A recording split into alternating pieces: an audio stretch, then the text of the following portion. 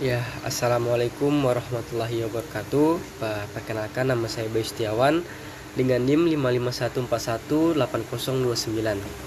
Di sini saya akan mempresentasikan hasil tugas-tugas saya pada mata kuliah Studio Perancangan Arsitektur 5, di mana membahas tentang mixed use building. Langsung saja kepada pengertian mixed building. Mixed use building adalah bangunan multifungsi yang terdiri dari satu atau beberapa massa bangunan yang terpadu dan saling berhubungan secara langsung dengan fungsi yang berbeda. Mixed use building menggabungkan antara fasilitas hunian, fasilitas bisnis, dan fasilitas rekreasi yang biasanya dimiliki oleh suatu pengembang.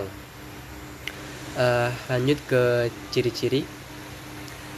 Ciri-ciri mixed use building yaitu adalah mewadahi 3 fungsi urban atau lebih, misalnya terdiri dari retail, perkantoran, hunian, hotel, dan entertainment.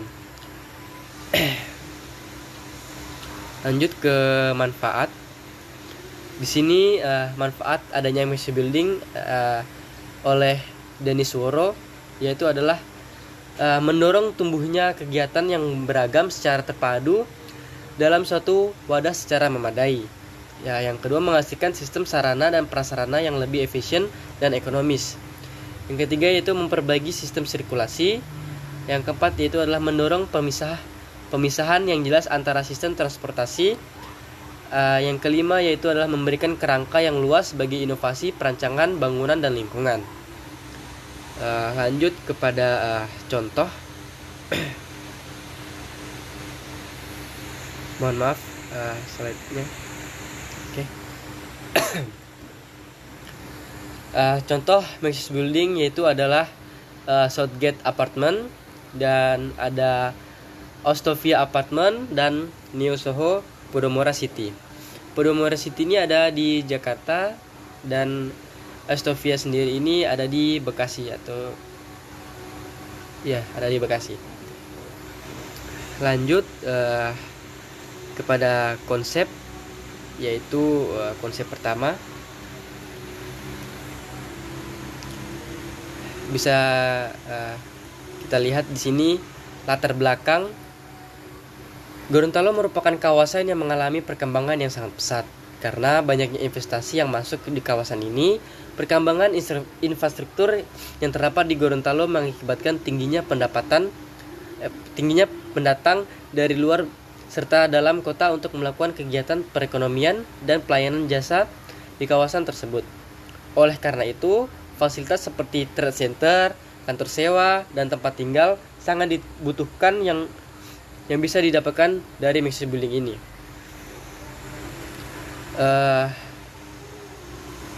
Di sini fasilitas yang ada di mixed building yang saya rancang yaitu adalah adanya trade center, kantor sewa, dan apartemen. Trade center sendiri itu merupakan pusat bisnis perdagangan yang menyediakan fasilitas perdagangan dan jasa dengan menyatukan agen bisnis yang terlibat dalam perdagangan dan diharapkan dapat memicu perkembangan ekonomi di daerah pelayanannya. Kemudian kantor sewa sendiri adalah suatu bangunan yang mewadahi transaksi bisnis dan pelayanan secara profesional. Ruang-ruang di dalamnya terdiri dari ruang-ruang dengan fungsi yang sama, yaitu fungsi kantor dengan status pemakai sebagai penyewa atas ruang yang digunakannya. Yang ketiga itu adalah apartemen. Di sini bangunan hunian yang dipisahkan secara horizontal dan vertikal agar tersedia hunian yang berdiri sendiri dan mencakup bangunan bertingkat rendah atau bangunan tinggi, dilengkapi berbagai fasilitas yang sesuai dengan standar yang dibutuhkan. Lanjut,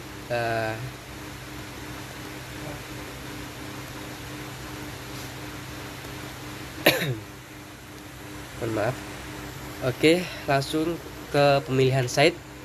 Di sini saya memilih Gorontalo sebagai site, yaitu ada beberapa alternatif. Yang pertama, di alternatif A ada di Jalan Pangeran Hidayat, Liluwo, Kota Gorontalo, di Provinsi Gorontalo.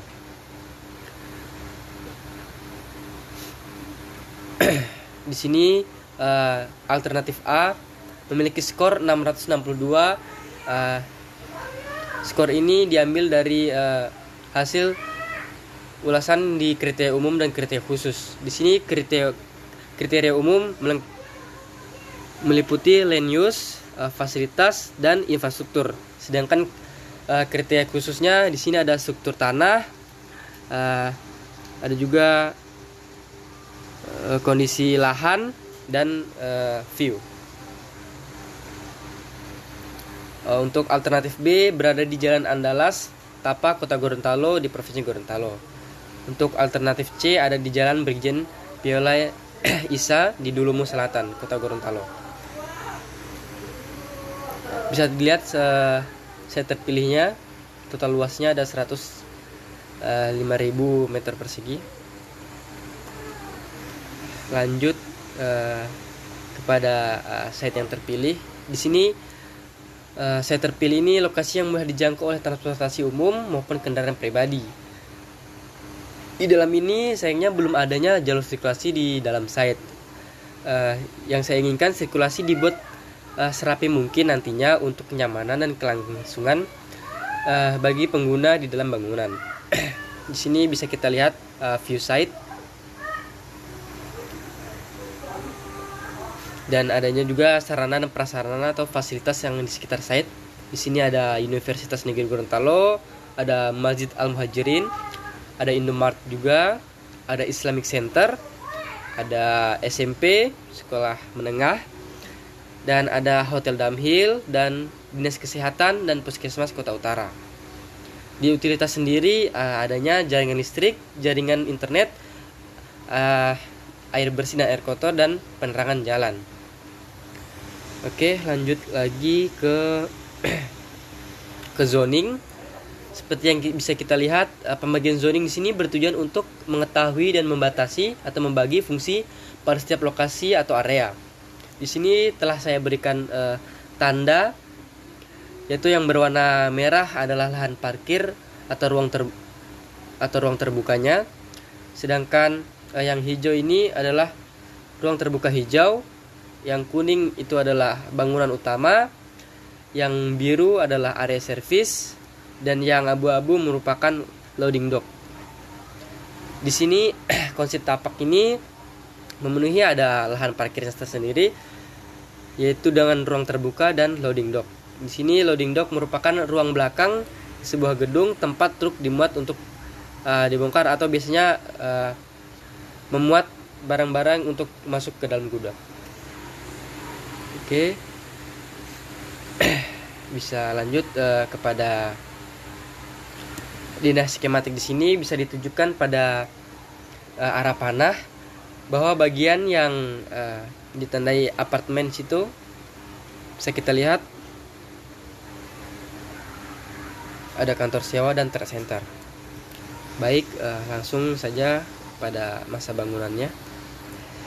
Di sini ada apartemen yang berwarna merah dan kantor sewa yang berwarna biru dan trade center yang berwarna kuning. Bila dilihat secara 3 dimensi bisa kita lihat bentuk bangunan atau bentuk masa bangunan.